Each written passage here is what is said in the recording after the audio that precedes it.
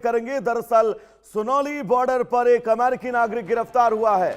अमेरिकी नागरिक का नाम जॉर्डन ब्राउन है। बिना वैध दस्तावेज भारत से नेपाल जा रहा था। जॉर्डन ने खुद को पूर्व नेवी कमांडो बताया। श्रीलंका के रास्ते भारत आने का दावा किया है। सुरक्षा एजेंसियां अब पूछताछ कर रही हैं। तो नेपाल बॉर्डर पर एक अमेरिकी नागरिक बिना वीजा भारत से नेपाल जाने की कोशिश के दौरान पकड़ा गया। इसका नाम है जॉर्डन ब्राउन। सोशल मीडिया पर इसकी तस्वीरें भी वायरल हो रही हैं। बताया जा रहा है कि शनिवार को इस अमेरिकी नागरिक को एसएसबी के जवानों ने गश्त के दौरान पकड़ा। तलाशी के दौरान उसके पास से 31,000 रुपए नगद और 2 मोबाइल फोन बरामद किए गए हैं। लेकिन उसकी पहचान से अब इलाके में हड़कंप है कि आखिर जॉर्डन ब्राउन ये अमेरिकी नागरिक भारत की सीमा में दाखिल कैसे हुआ और भारत की सीमा से नेपाल की सीमा में प्रवेश करने की कोशिश के दरमियान ये पकड़ा गया है। बिना वैध दस्तावेज भारत से नेपाल लाया जा रहा था। और उसके बाद ये तस्वीरें आपकी टीवी स्क्रीन पर। जॉर्डन ब्राउन अमेरिकी मूल का रहने वाला ये नागरिक श्रीलंका के रास्ते भारत पहुंचा, जैसा कि इसने बताया। और अब सुनौली बॉर्डर यानी कि गोरखपुर सीमा के पास वो नेपाल से सटा हुआ बॉर्डर, जिस रास्ते नेपाल में आप प्रवेश करते हैं, सुनौली बॉर्डर पर एसएसबी ने जॉर्डन ब्राउन को गिरफ्तार किया है। तो अपने आप को अमेरिकी नेवी कमांडो बता रहा है। फिलहाल अब इस पूरे प्रकरण की जांच की जा रही है कि आखिर कौन ये शख्स है जॉर्डन ब्राउन। सुनौली बॉर्डर के पास गांव की ये तस्वीर आप सबकी टीवी स्क्रीन पर। आपको बता दें कि जब लोगों को शक हुआ तब ये भागने की कोशिश कर रहा था, लेकिन इसी दरमियान वहां के स्थानीय ग्रामीणों ने इस जॉर्डन ब्राउन नाम के शख्स को पकड़कर एसएसबी के हवाले कर दिया है। अपने आप को नेवी का कमांडो बता रहा है। फिलहाल अब इस पूरे मामले में जांच की जा रही है। कोई वैध दस्तावेज नहीं भारत में प्रवेश का। श्रीलंका के रास्ते, जैसा कि इसने बताया, यह भारत में घुसा है और अब पकड़ा गया। हमारे साथ हमारे सहयोगी अजय जायसवाल जुड़े हुए हैं तमाम जरूरी अपडेट्स के साथ। अजय, कौन ये शख्स है, अब तक पूछताछ में क्या खुलासा हुआ, भारत में कैसे प्रवेश किया और नेपाल जाने के इसके मंसूबे क्या थे?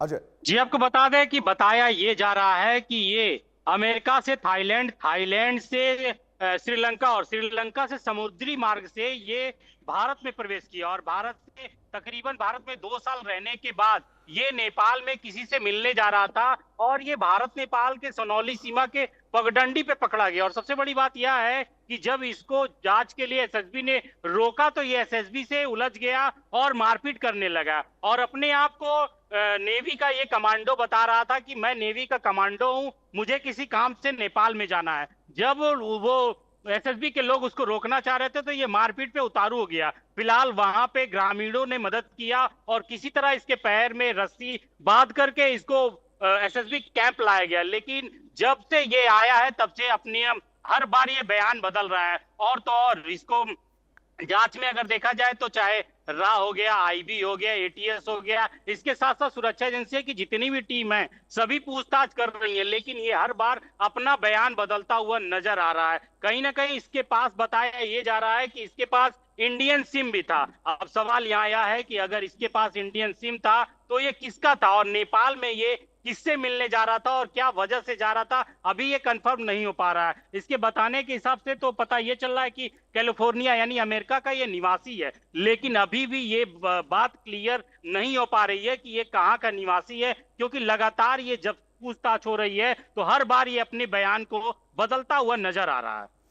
अजय, 2 मोबाइल फोन का बरामद होना, 31,000 रुपए लगभग नगद इस शख्स के पास से बरामद किया गया है और भागने की कोशिश कर रहा था जब एसएसबी ने इसको वहां पर पकड़ा है। अब तक एसएसबी की तरफ से कोई क्लैरिफिकेशन दिया गया है, कुछ बताया गया है कौन ये शख्स है, इसकी मंशा क्या थी? और भारत में प्रवेश को लेकर बहुत भी संदेह है। जी, आपको बता दें एसएसबी का काम सिर्फ पकड़ना था। उसके बाद से जब इसको सोनौली पुलिस में सुपुर्द किया गया तो तमाम भारत की जितनी सुरक्षा एजेंसियां हैं, चाहे वो आव्रजन विभाग हो गया, रॉ हो गया, आईबी हो गया, ये एटीएस हो गया, ये सब विभाग इससे पूछताछ तो कर रही हैं, लेकिन ये कुछ बताने से इनकार कर रहा है। लेकिन वही सवाल एक ये भी है कि इसके पास भारतीय सिम आया कहां से? अगर ये गोवा में 2 साल से रह रहा था तो इसको पनाह कौन दिया था, किस वजह से ये वहां रह रहा था? और जिस हिसाब से इसका बॉडी लैंग्वेज है उस हिसाब से ये लोगों को उकसाते हुए नजर आ रहा है, मारपीट करते हुए हमेशा नजर आ रहा है। और कहीं ना कहीं ये बात तय है कि अगर ग्रामीण मदद नहीं किए होते तो 22वीं बटालियन के एसएसबी के जवान इस व्यक्ति को पकड़ नहीं पाते और ये नेपाल में प्रवेश कर जाता। नेपाल में ये किसी से मिलने जा रहा था, लेकिन ये बता नहीं रहा है कि किससे और क्यों मिलने जा रहा था। जबकि अगर देखा जाए तो भारत नेपाल की खुली सीमा जो है, इसके बदले जो मुख्य मार्ग है उससे ना जा करके ये पगडंडियों से जा रहा है। तो कहीं ना कहीं ये संदेह तो बनता है कि कोई ना कोई जो भारत के सीमावर्ती क्षेत्र का रहने वाला है वो इसका मदद कर रहा है, क्योंकि जिस रास्ते से ये जा रहा था ये रास्ता सुगम है और वहां पे पहुंचने के लिए किसी ना किसी का होना जरूरी है। और बिल्कुल अजय, ये महत्वपूर्ण बात आप दर्शकों तक पहुंचा रहे हैं कि आखिर कैसे ये शख्स 2 साल तक बिना किसी वैध दस्तावेज के भारत में रहा। लेकिन अब बहुत सारे सवाल। अजय, आपका बहुत बहुत शुक्रिया इस तमाम जरूरी अपडेट्स के लिए। तो चलिए दर्शकों, अब आगे बढ़ेंगे। इस बीच एक बड़ी खबर आपको बता दें, पाकिस्तान सेना का ऑपरेशन शाबान 7वें दिन भी